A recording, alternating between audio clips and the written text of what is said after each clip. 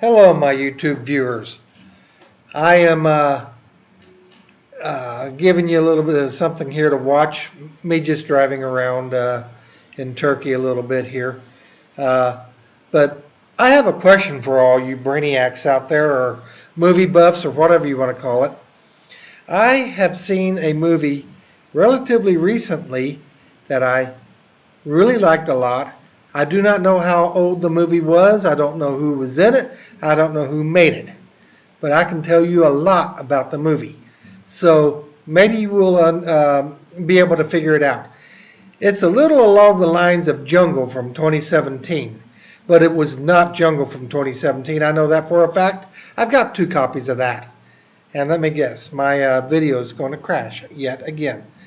Anyway, I've been trying to record this for like the last 8 hours. Uh, my computer started giving me troubles. I updated to Windows 11, and the jury's still out on that one. I'm not so sure I like it. I'm not so sure I hate it. Um, and then all these updates, and then, got an update for my BIOS, and it crashed my disk. I've had nothing but troubles. Like, they don't want me, they meaning somebody up there in eternity, does not want me making this video. But this video starts off with this young kid. He is an American kid. His father is a rich American man, and his mother is Bolivian. And he is graduating from high school, and he is like a football star. I don't know if he's like the quarterback or whatever. And this is supposedly based off of a true story. Like Jungle was supposedly based off of a true story. They are somewhat similar, but not quite the same. So in this movie, this young man is getting married, and his bride, she's like the lead cheerleader. And so they meet down at the altar, and he's in his tuxedo. They got a limo out there waiting, and the preacher goes through his whole spiel, and he asks, "Do you so-and-so take this woman to be your lawfully wedded wife?" And he says, "Well, that's a good question." He says, "I want to stop right here.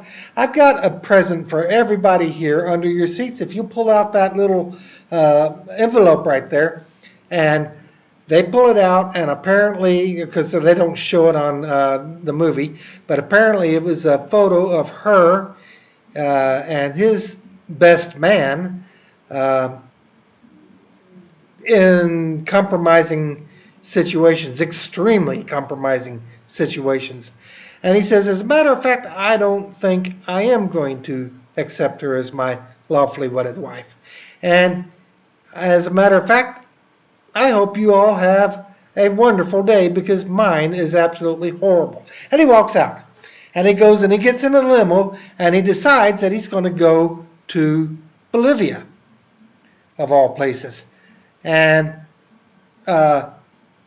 his parents are trying to call him, and he's not answering the phone. And he gets on the plane, and he gets down into Bolivia, and he's at this rack hotel type thing, just a roach trap, And he gets his stuff stolen, everything, credit cards, ID, everything. And he winds up hooking up with some guy, and his wife or girlfriend or whatever, they're going hiking through the jungles of Bolivia. And they trailblazed the Panama Highway, from what I understand. That new, not Panama Highway, Pan American Highway. They trailblazed it when it was just nothing but raw jungle.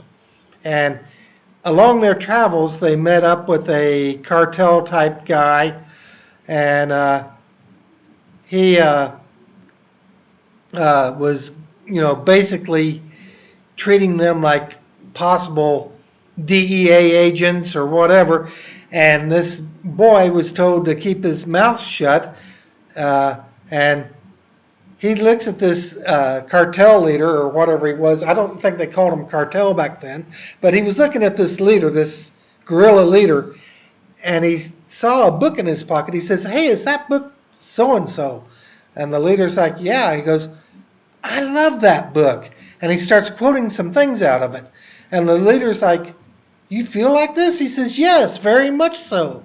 And he winds up basically letting them go, letting them all go, because, they made a little bond there.